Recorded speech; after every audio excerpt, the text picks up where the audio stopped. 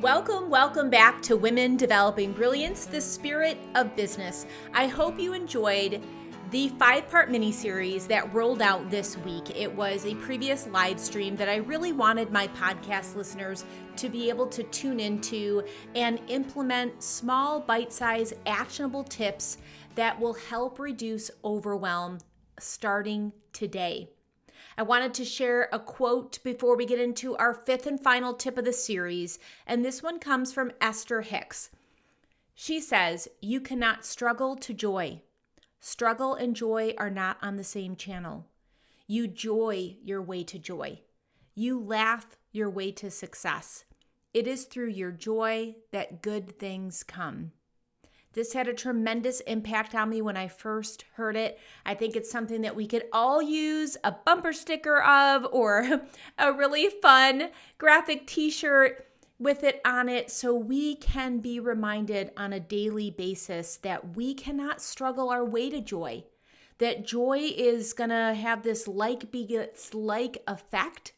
The more joyful we are, the more we will attract joy. So today I want you to tune in to the 5th and final tip. I love it. It is a part of my daily life. It is a non-negotiable for me. And I hope that it is something that you feel really excited about implementing. If you liked this series, I would love it if you could drop some feedback at lovethepodcast.com/brilliance. It really helps to hear from you. It also helps the podcast, and you can also take a screenshot of the show and send it to a friend who you think could use help with cultivating joy and also can benefit from these tips on how to reduce overwhelm. I really appreciate it. Enjoy today's tip, and I'll talk to you soon.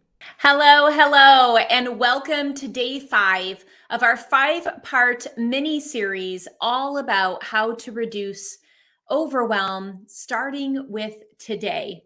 I'm Casey Rossi, a mindset and leadership coach, and I help women entrepreneurs, leaders, and CEOs go from people-pleasing, burned-out perfectionists to profitable powerhouses. I focus on helping my clients attain holistic wealth, which really is more about focusing on our physical, our emotional, our spiritual, our financial, our connection, and our collective wealth, because each one of those segments makes up the whole. And that's how we are truly going to have a joy-filled, sustainable life in business. I hope you've enjoyed this series. I wanted to dive in today all about self-care. If by chance you've missed one or even all of the days of the mini training, no worries at all. You can head back to your feed and scroll through to catch the replays, or just send me an email at kc@casey.rossi.com, and I will send you the links so you can catch up, because our focus is all about not being overwhelmed. So you are exactly where you need to be. You are not behind the 8 ball, and there is always tomorrow to catch up at your leisure. So to recap, on day 1, we really talked about what's the one thing that you can stop doing. And, when we talk about overwhelm, that is usually something that we are doing too much of, which could be too many things in our day. We could be overthinking. We could overproduce. We could be over delivering. So that is really the category of a vice of excessiveness, where we're doing too much of something, where we're feeling out of balance. Or it could also be a vice of deficiency, where we're not doing enough of and we need to add to. So in this week, I really tried to cover both sides of the coin. In day 1, we were really looking at reducing or subtracting something. So really being honest with yourself and thinking about what's that one thing that you can stop doing in your day that will increase your well-being. In day 2, we also subtracted something. We talked about what to put on our don't list, or our to don't list. So it's really compiling a list of no. And I provided some tips on how to make those faster decisions by becoming very clear of your wildly important goals and what's in alignment to that top priority, because that helps you sift and sort when it comes to what goes on the to don't list. In day 3, we added something. We talked about adding boundaries, adding those kind of self guided little bumpers, if you will, so there can be more ease and flow, and that there's actually some safety and joy in positive constriction. So when we have discipline and framework, both for ourselves and the people in our life, our clients, our family, our friends, there's actually more flow and less overwhelm. And we added gratitude and really talked about how to increase our happiness quotient when we are very focused on each and every micro blessing in our life. So we did a little bit of a combination this week of what to subtract in order to reduce overwhelm and what to add in order to reduce overwhelm. And one of the things that I totally recommend is not trying to implement everything at once, but just taking the one thing that resonated with you the most and putting it into action and testing it out for yourself. That's really how you're going to start to get the biggest change and transformation. Now, today, I really want to talk about self-care because to me, this particular tip has the power to bring you peace in a much more rapid fashion. I love the other 4 tips that I shared, but they, in all honesty, are a part of lifestyle change and really where you are very aware and perseverant and patient when it comes to seeing true turnaround or true change or transformation. Because when we're looking at stop doing something, now you're talking about habit change. And we know that habit by definition is what we repeatedly do. That takes a little time to turn around the ship. Some people say it takes 21 days. Other people say that it takes 90 days to truly stop doing something or start doing something. It doesn't mean to not embrace one of those other tips when it comes to chunking down, when we're talking about such a big subject of overwhelm, because overwhelm keeps us really in a state of stuck procrastination and high anxiety. And it is something that we want to absolutely address because the flip of that is joy, productivity, high performance, and being in alignment, which I don't know about you, but that's something that's very interesting to me and absolutely worth the effort. So when you're looking at the other tips, whether it's your to don't list, putting in boundaries, even doing a practice of gratitude daily, that's going to take some time and consistent effort to really start to experience reduction in overwhelm and anxiety. The cool thing about what we're talking about today is really something that in day 1, you can experience a physiological change, a psychological change in a matter of one single practice, which to me, that's massive return on investment. So, one of the things that I wanted to share is that when we're under stress, and I don't know about you, but I feel like overwhelm and stress go hand in hand. Our body, our physical makeup actually, to protect us, goes into that fight or flight mode, which increases our cortisol, which is our stress hormone, and the adrenaline, which really makes us go into that kind of fight reactive mode. Now, when those 2 chemicals get released in our system, which is something that we can't control, it's automatic when we start to go into this stress state. And again, just a side note, stress is whatever the brain perceives as stress. It could be real or it could be imaginative. And it could be something as simple as maybe a triggering email in your inbox that really doesn't necessarily constitute this massive stress response or cortisol trigger, but your brain really doesn't know the difference between that and something that like is really putting you in imminent danger. So that's something to really think about when we're talking about stress tolerance and personal perception, because your brain goes through this cascade effect automatically, not deciphering the difference of the magnitude of that stress situation.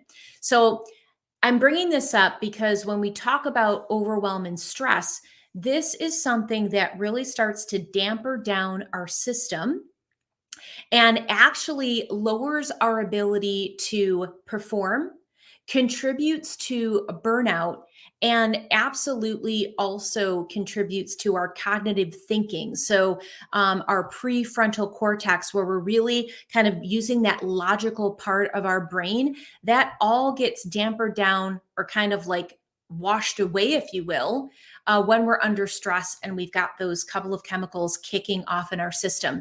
So, sometimes I think people have a different story in their head when it comes to self care. I work with a lot of women, and many times self care sounds one, selfish, two, like they don't have time for it, and three, that's like, oh, what is that? Just like a bubble bath? I mean, what's that going to do? And I can absolutely relate to this because I know for really many years, I was kind of in that way of thinking as well because it felt the opposite of productivity. However, now that I understand the brain science and chemistry behind it, it's actually, it couldn't be further from the truth that it's just woo and a waste of time because we have seen that stress reduction actually increases our BDNF, which is a brain kind of neurochemical, if you will. It's a gene that acts as our brain fertilizer. And when we have this brain fertilizer that kicks off this protein reaction to our benefit, it increases our cognitive thinking. It is actually something that has shown that improves our clarity. It crystallizes or improves clarity in our thinking, which then contribute to performance. So it has a direct influence. Self care has a direct influence to our performance and then also how we are feeling overall. And in this context, reduces overwhelm. And so to me, it really needs to be prioritized. Once you know the data and the science behind it, I think you're going to have an easier time buying into the true importance of self care. Now, this particular live stream isn't about all the various ways that you can pamper yourself. And that could be a walk in nature, it could be that bubble bath with your favorite stress reducing essential oil. It could be boundary setting, like we talked about previous in this week. It could be all of those things, but I really don't think that you are lacking tips and tricks on actually what self care habits could look like. I think it's really just taking that time and committing to prioritizing it for yourself. And so I'm going to give you one tip today that I invite you to practice, and that is really just stillness. It is closing your eyes, it is closing down the inputs, it's turning off all of your notifications and social media beeps and buzzers, and really giving yourself the gift of silence and stillness, whether that is closing your eyes or being in darkness or getting in your comfy chair and sitting upright with your spine aligned and being very grounded with your feet on the floor, maybe feeling all four corners of your feet, making that connection with your sits bone and just being, just closing your eyes and being without even music.